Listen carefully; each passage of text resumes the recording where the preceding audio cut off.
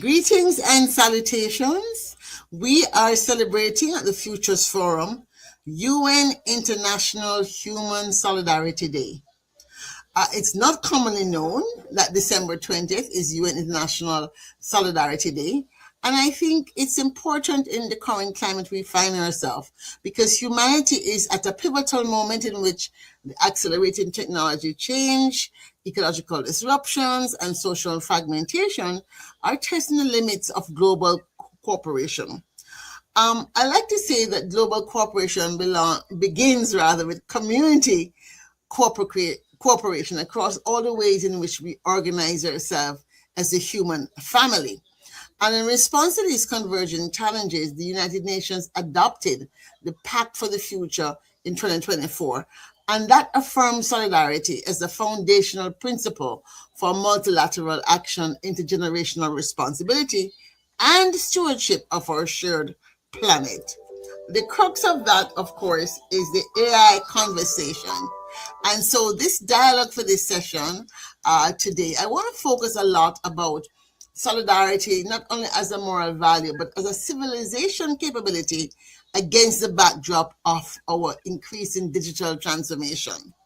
And so rather than treating it as a technical or economic problem, I want to talk to people who work in the space, work in the space of AI, work in the space of futures about what does it mean to have a life-centered governance, rights of nature, and a renewed social contract, solidarity, if you will, of practice in the future. How can we imagine living futures where solidarity guides how power is exercised?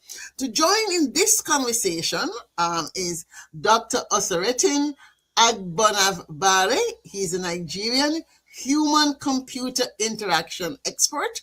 Moreover, he has been heard, lauded as a Forbes 30 under 30 and was very active in the UN Science Summit in 2024.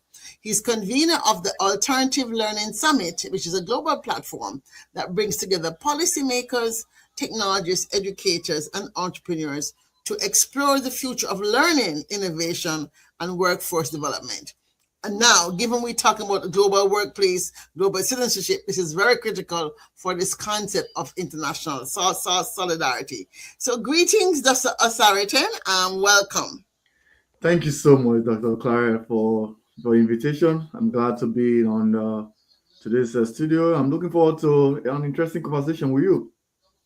Well, it's going to be a very quick and dirty conversation interview. We want to ask about 5 questions, and I want to begin with what does solidarity mean in a future where AI increasingly shapes decisions that affect human lives and the living world? So, we're talking a lot about education and entrepreneur and learning. So, what does solidarity mean in that future?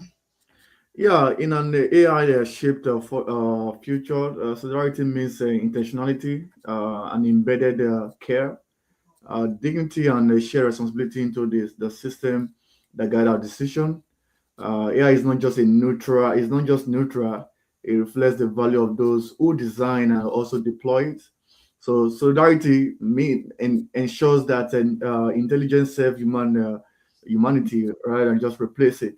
But before that, I want to educate our audience on what is AI.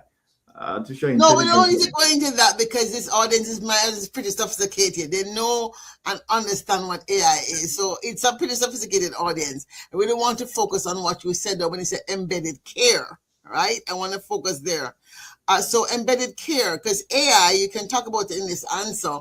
Um, how does solidarity then, with your notion of embedded care, how does solidarity guide the development and use of AI so that Yeah, it strengthens, right, our kinship as humans? yeah. It means AI must not just override moral responsibility, but create an efficiency where the highest value of humanity is being attained, the well-being of people is being taken into consideration. And solidarity also remind us that progress is not just measured by the speed, the scale, because right now AI is moving at a very great speed and scale. But how people who are being vulnerable to some of these AI tools is being protected, how humanity is being upheld, how people could actually have a good interaction with AI without having reason to fear, reason to have a pushback to it, because we've seen a lot of persons who have a lot of concern towards it.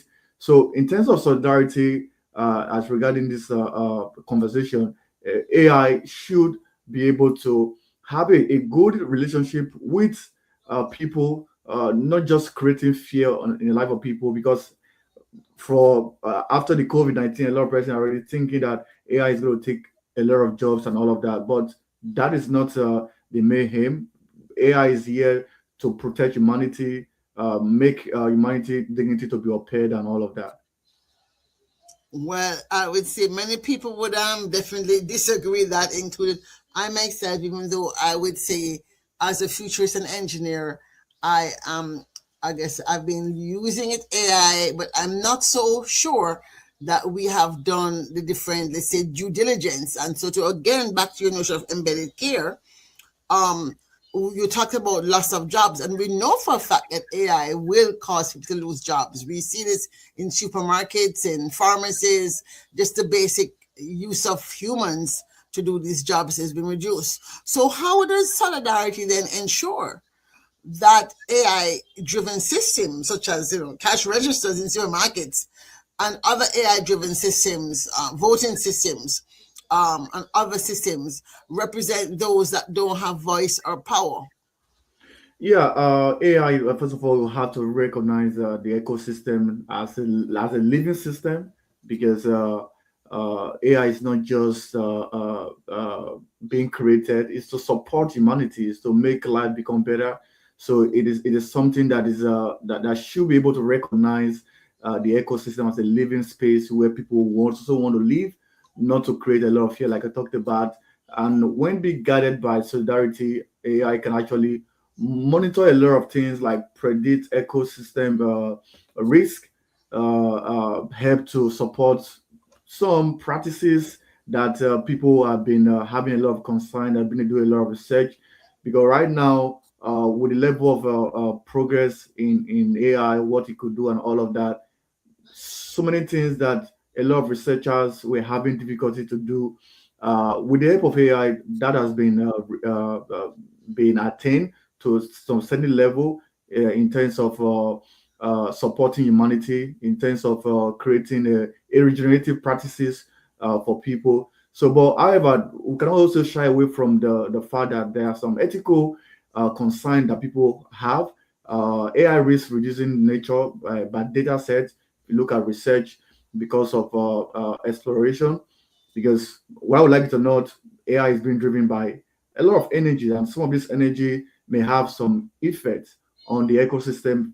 Take for instance, if uh, uh, organizations, not just organizations or countries, decide to go into a nuclear form of energy just to support AI, that could have an adverse effect on the environment, especially the ecosystem. So solidarity ensures that AI is being used as a steward, not just a conqueror, not just another form of industrial revolution, but another way humanity can be liberated, another way the ecosystem can be supported to create a balance, to create a long-term resilience and a respect for some of the intrinsic values of life, which a lot of people value. People value relationship, people value support system, and all of that. These are some of the things that AI has come to do as a solidarity in the ecosystem. Hmm. Ah, well, all right. So I want to hear you then think about this idea of algorithms and how algorithms influence policy, and algorithms can influence how we perceive risk. And so, if we're talking about governance, right? Mhm. Global governance, which regards to national governments, which in the case of a big countries like Nigeria, where you're from, with over 200 million people, US over 300 million people. Um, what does life-centered governance rooted in solidarity look like? AI in an AI mediated world, for emerging countries or emerging democracies, or whatever word you want to use for the countries in countries like Nigeria. where people speak many different languages, for example. How how can accountability and transparency and all those things be looked into when AI begins to play a growing role in governance? Because no country is going to be, I think, exempt. Even developing countries, the Pact for the Future has a specific clause on digital transformation. So these are early stages. But how does somebody like yourself see countries and governments like those in Africa address this issue of accountability and transparency and human oversight? Yeah, it just implies that AI become the core of every decision that has been made. Gone are the days where people take some decisions unilaterally, or just doing some political stunts and all of that.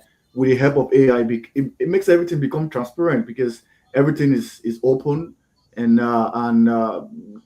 you now have opportunity to have a very meaningful oversight without bias. Because over the years, some of the challenges have been faced in some of these emerging economy, or if you want to call that, or countries, because no one have an oversight.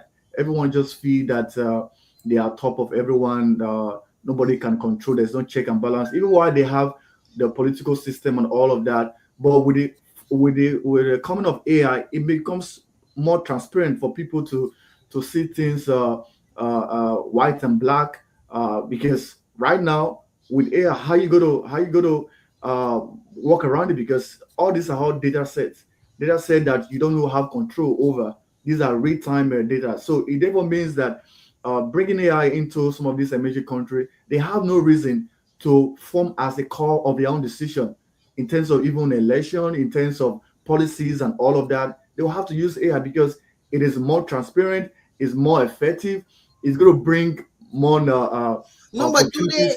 but do they have to? Because the whole fact is that how are you going to make sure that there's accountability? Because you can design an AI policy in such a way that it actually hides information. Yeah, how you could actually create that accountability is, I think there have to be an action plan. I think I'm very glad that the US have taken the right step as a forerunner of creating an action plan for the world, and also for other countries to also follow through. So when those action plans being broken down into different parts, where we should form part of the policies, where people who could go against some of these things will be held accountable.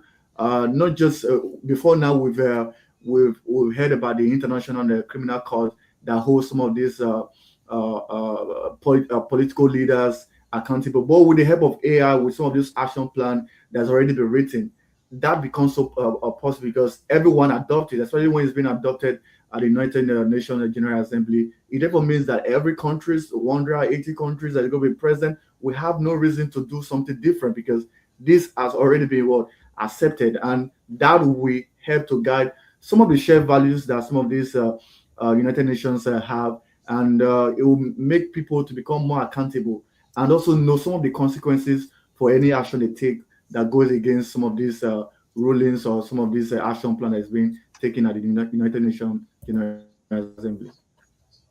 Do you like the forum that you are convening? Because we know that the capabilities around AI literacy, I would call it AI literacy, are not the same as they are here. And even right here in America, most people don't understand how AI works. I mean, even if they're using it, they're not really understanding that it's data sets, it's garbage in, and people actually feed it knowledge and it learns some information.